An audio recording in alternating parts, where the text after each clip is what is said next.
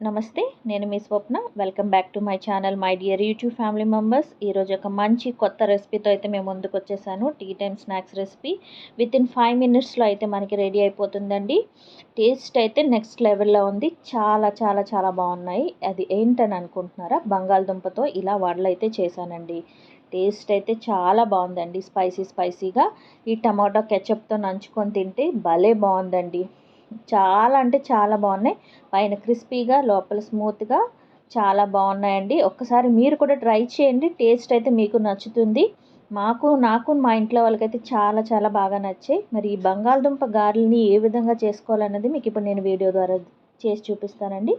మరి అంతకన్నా ముందు దయచేసి ప్లీజ్ నా ఛానల్ చూస్తున్న ప్రతి ఒక్కరూ సబ్స్క్రైబ్ చేయడం మర్చిపోకండి. ఇప్పుడైతే వీడియోలోకి వెళ్ళిపోదాం. ఈ సైజ్ దుంపల్ని, పచ్చి దుంపలు చెక్కు తీసేసుకున్నానండి.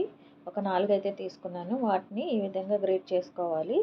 చేసుకుంటే మనకి ఈ విధంగా వస్తుంది కదండి. ఇప్పుడు దీన్ని అంతటిని ఒక బౌల్లో వేసుకొని చల్లటి నీళ్ళు వేసుకొని 4-5 సార్లు కడుక్కోవాలండి. చూసారు కదా, నీరంతా మడ్డిలా ఉంది. ఇలా మడ్డిలా ఉన్నదంతా నీరు కూడా మనకి ఈ విధంగా ట్రాన్స్పరెంట్గా కనపడాలి.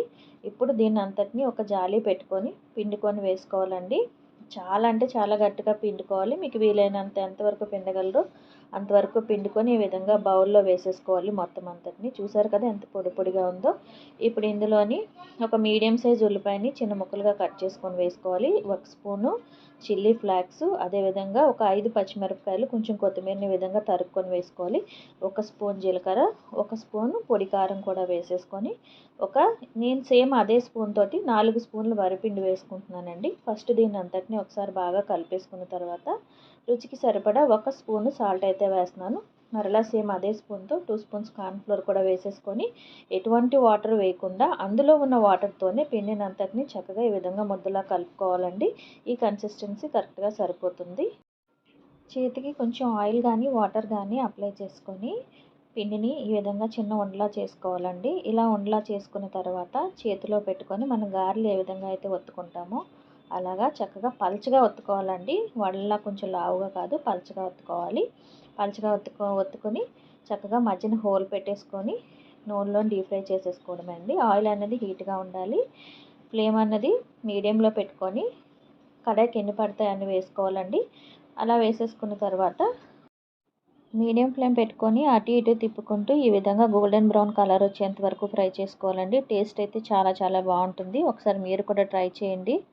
బంగాళదుంప గారెలు అయితే రెడీ అయిపోయండి. స్మెల్ కూడా భలే మంచిగా వస్తుందండి. టేస్ట్ కూడా అంతే బాగుంది. ఇప్పుడు వీటన్నింటినీ ఒక ప్లేట్లోకి వేసేసుకొని చక్కగా టమాటో కెచప్తో సర్వ్ చేసుకుంటే చాలా చాలా బాగుంటాయి. వేడివేడిగా తింటే ఇంకా బాగుంటాయండి. మీరు కూడా ఒకసారి ట్రై చేయండి. బంగాళదుంప గారెలు, టమాటా కెచప్ సూపర్ కాంబినేషన్ అండి. తింటే అస్సలు వదిలిపెట్టరండి. పిల్లలకి ఒకవేళ మీరు చేయాలనుకుంటే ఈ విధంగా చేసి పెట్టాలనుకుంటే కొంచెం చిల్లీ ఫ్లేక్స్ తీసేసేయండి, పచ్చిమిరపకాయలు తీసేసేయండి. వాళ్ళు కూడా చాలా చాలా ఇష్టంగా తింటారండి. టేస్ట్ అయితే చాలా బాగుంటుంది. ఒకసారి ట్రై చేసి చూడండి. మీరే అంటారు నిజమే స్వప్న చాలా బాగున్నాయి అంటారు. అంత టేస్ట్గా అయితే ఉంటాయండి. పైన క్రంచీగా, లోపల స్మూత్గా. పెద్దవాళ్ళకైతే స్పైసీనెస్ అంటే చాలా ఇష్టపడతారు కదండి చాలామంది. ఈ టమాటో కెచప్తో తింటే ఇంకా చాలా బాగుందండి. చెప్పాల్సిన అవసరం లేదు. మీరు కూడా ట్రై చేయండి. ఏ విధంగా వచ్చిందో నాకు కామెంట్ చేయండి. మరి నేను చేసిన ఈ పొటాటో వడలు మీకు నచ్చినట్లయితే ప్లీజ్ నా ఛానల్ లైక్ చేసి, షేర్ చేసి, సబ్స్క్రైబ్ చేయండి. బెల్ ఐకాన్ ప్రెస్ చేయండి. నా న్యూ రెసిపీస్ నోటిఫికేషన్స్ అనేవి మీకు వస్తాయండి. నన్ను నా ఛానల్ని దయచేసి సపోర్ట్ చేయమని కోరుకుంటున్నానండి. వీడియోస్ని అందరూ చూస్తున్నారు కానీ ఎవరు సబ్స్క్రైబ్ అయితే చేయట్లేదండి. నేను మరీ అంత చండాలంగా ఏం చేయట్లేదు కదండి. ప్లీజ్ నా ఛానల్ అయితే సబ్స్క్రైబ్ చేయమని కోరుకుంటున్నానండి. ఉంటానండి. నమస్తే.